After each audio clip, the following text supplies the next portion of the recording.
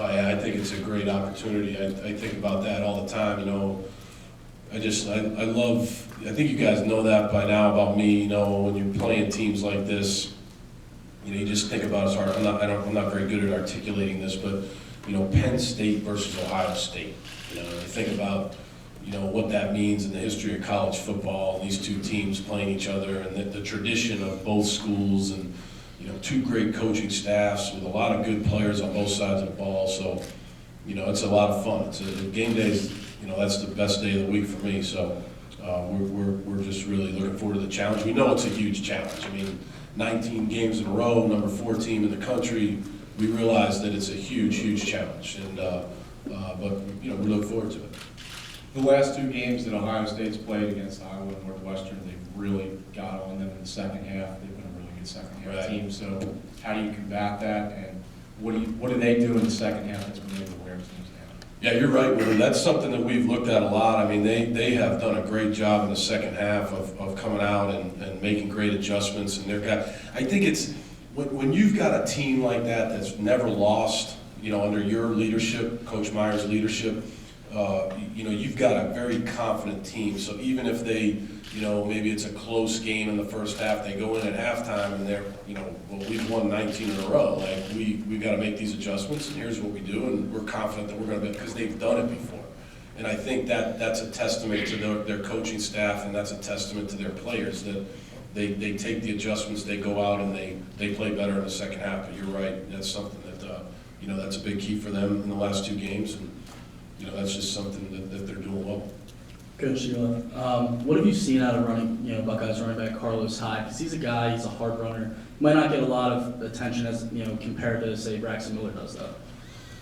He gets a lot of attention from us, I can tell you that. When we watch the tape, I mean, he's 6 feet tall, he's 240 pounds, he's a downhill runner. You better wrap him up. He had an unbelievable, I think, 19-yard touchdown run against Iowa last week, where the guy hit him, he bounced off him, he kept his balance, and then he ran the rest of the way and dove into the end zone. I mean, it was just a great individual effort. So, you know, he's obviously one of the better backs in the country.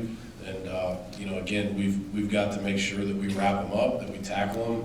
It's a huge challenge for us. Bill, can you talk a little bit about Adam Geiger and his progress, why you put him in that role as a freshman? Yeah, you know, Adam's a guy that came in here as a freshman, along with a couple other guys. You know, I've talked about Von Walker, some of these guys, and there's others that came in here, and it, you know, it wasn't too big for him. You know, you could see in the Dirty Show scrimmages that they were playing well, and he was one of those guys that was running the ball well as a running back, and we were trying to get him involved in special teams. And then one day, I think a couple weeks ago, he came up to one of us, whether it was me or one of the other coaches, said, you know, I'm a holder, you know, I can hold too. And so we tried him out there, and he does a nice job. So it'll either be him or Alex Butterworth holding, because Alex is a good holder too. It's you know, the fact that Alex has punting duties, you try not to put too much on his plate, but he's a good holder also. Ryan Kaiser, you know, probably wouldn't be able to hold because of his injury, but Adam's done a nice job of going in there and filling that role. Coach, we've talked a lot about the OSU defense and how good they are. They're also really good. Points allowed, less than 20, which in college football today is pretty astronomical. Do you feel like you have to manufacture any points in this game, whether it be on special teams, defense, maybe trick plays in order to put some points on the board? You know, I think that you're right. I think that they're an excellent defense that doesn't give up a lot of points, and you know, we're putting together a game plan, and you know, obviously we're going to show up Saturday night and do the best we can. Hey, Bill. A lot of fans would consider Ohio State to be Penn State's biggest rival in the Big Ten, and I was wondering, do you think it's important for you guys to have like a quote-unquote rival? Like, is that something that feeds more energy to you, to the team, or anything? You know, I don't know. I have the thing about this. You know, we talk about playing 12 one-game seasons. Like, every game is important. You know, I totally understand the rivalry thing, but I think like everybody's a rival, because everybody comes on the football field and wants to beat you, and you want to beat them. So, you know, that's a rival.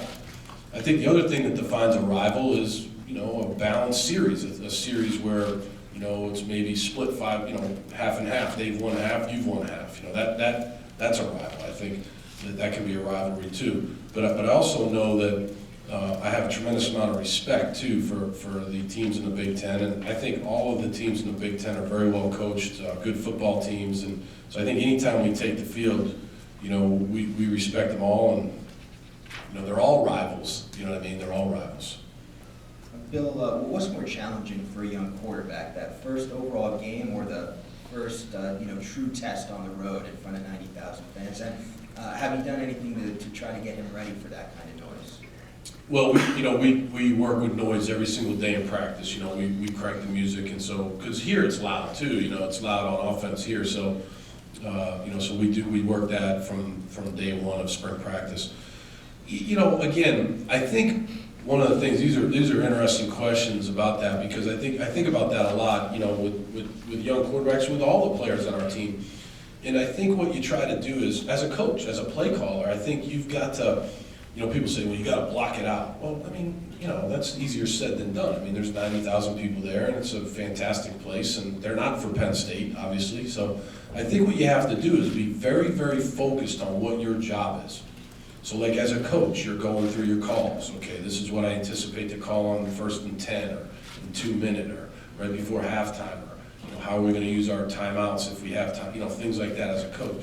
As a player, you're thinking about, okay, if the first play is a run, this is how I'm going to take the quarterback center snap. This is how I'm going to come out of from under center. I'm going to focus on every little detail of every play that I could possibly run in this game. And I think if you do that, that's what keeps you focused, and that quote-unquote lets you ignore the noise and just focus on what the task at hand is. So that's the best way to do it, in my opinion. That's just my opinion as a coach and as a player. Coach, I've never, excuse me, I know you've never coached on the same sideline as Urban Meyer, but you've been around, you've coached with and against some pretty successful coaches. Can you just talk about, talk a little bit about what allows successful coaches like Urban Meyer to be so consistently dominant? Right. Well, where do you begin? I mean, first of all, he's smart guy. He's a mentally tough guy. He's won 2 national championships with different types of teams, in my opinion. He's obviously able to do it in different conferences. He's done it in the Southeastern Conference. He's done it in the WAC. He's done it successfully, obviously, in the Big Ten. So, there's a guy that understands what he wants in a football team, and, I have a tremendous amount of respect for him. I don't know him very well. I've gotten to know him over the last year and a half, but, I think there's obvious respect there. Of course, we want to go out there and win, and he wants to go out there and win, but there's a lot of respect for their program and for him as a head football coach. Coach, you guys had Zach Ladonis last week. He came right out and played against Indiana. Did you guys have anybody else in that period? And what were you looking for maybe to add from that walk-on tryout period? Say that again. Repeat the question. I was thinking about something else. Sorry. Yeah. You had Zach Ladonis from the walk-on tryout you guys had. Did you have anybody else, or what were you looking to find maybe during that period? Yeah. I think that day we had probably 30 to 40 guys try out. And I think there were 3 or 4 guys that stood out to us. And then what happens is, are they academically able to be on your team based on their schedule and all the things that they have to clear NCAA-wise? So I think that a couple of those guys weren't able to come out for the team, so maybe they'll come out in the spring, whether it's a DB or a linebacker or a running back or a kicker, Excuse me, I think there was a decent-looking kicker there that day. So, and then Zach Ladonis was a guy that I timed, and I thought he did a really good job of snapping the ball that day. And so we cleared him, with the NCAA, and he was ready to go. So he was the one guy that we brought on the team, I think, from that tryout. That's kind of how it works.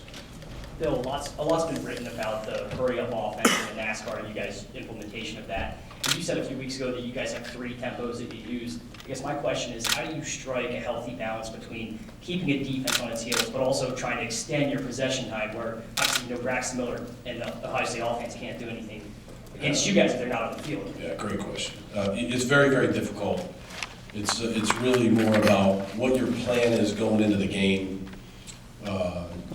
Maybe it has to do with field position. Maybe it has to do with the time of the game. Maybe it has to do with personnel groupings. Maybe there's certain personnel groupings where you want to slow it down, other personnel groupings where you want to speed it up. So it's a plan. Obviously I'm not going to talk about the details of it here, but and then once you get into the game, it's a feel for it. And then, once you get a feel for it, then it's more about, to me, it's the players have confidence in it. You know, they'll even say to you, they'll say, hey, coach, can we speed it up again? And then as a coach, you're going, you know, maybe we need to slow this down, but these kids have a lot, and there's a lot to be said for a kid that has confidence in what you're doing, and they want to speed it up. So there's a lot of factors that go into it, and, you know, again, it's a week to week, it's a different challenge, and obviously it's a big challenge for us this week versus Ohio State.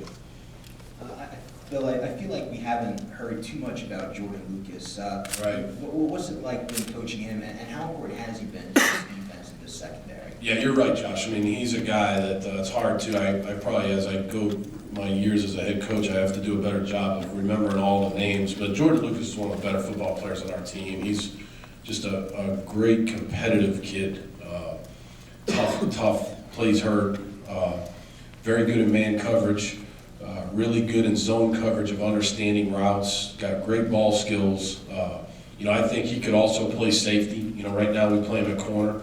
He plays on many special teams, just does an excellent job. And he brings just what I've seen over this year, you know, because he's only in his second year playing, he brings a competitive toughness to our football team that I really like.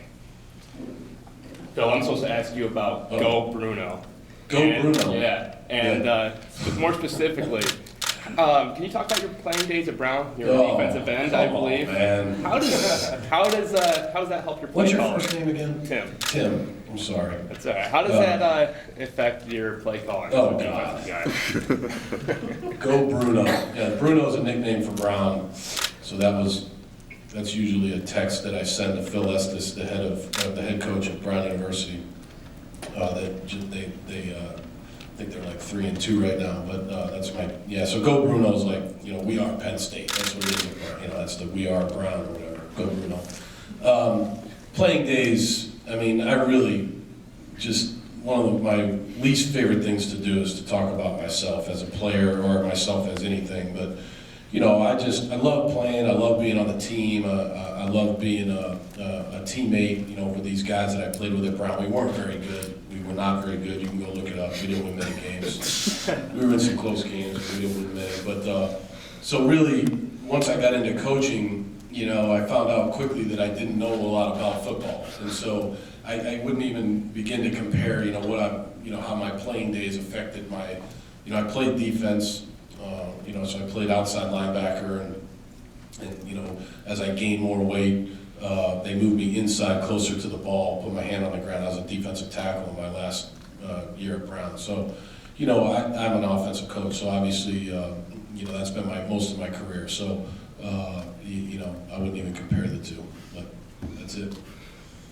Just don't tell us you had the interception record at Brown. Neil, that is the most painful question you can ask. You can ask me anything you want. You can even ask me about Indiana if you want. How much more time do we have? And I don't have the interception record. I think Coach Paterno had it, but I think it was broken by somebody. I think. But You mentioned about Brown and about the fact that you were a defensive player, but yet on the offensive side of the ball, you've carved a reputation, a career out of developing quarterbacks. Who are some of the people that you took things from and that mentored you as far as your quarterback development? Yeah, I'll tell you what, there's been a few. I go back to when I started. When I was coaching at Brown, my second year in coaching, my college coach was Mickey Kukowski, and he was let go after my first year of coaching. And then when Mark Whipple came in, Austin Whipple's on our team here, he was a quarterback guy. I coached on defense, but I learned a lot from watching Mark, so it started there. And then I went to Georgia Tech, and I was fortunate to work for Ralph Region there. So I was a GA for Ralph for a couple of years, and then I was his running back coach, so I paid attention to him because I thought he was an excellent offensive line and quarterback coach. And then obviously I went to Maryland, I was with him, and then when I went to New England, I learned a ton from three guys. Josh McDaniels, you know, he and I work closely together. He's an excellent quarterback coach. Bill Belichick, you know, Bill Belichick, he would run a couple quarterback meetings per week during the season, and I got to sit in on those for 5 years, and those were invaluable to me because he gave you a great defensive perspective for the quarterback position.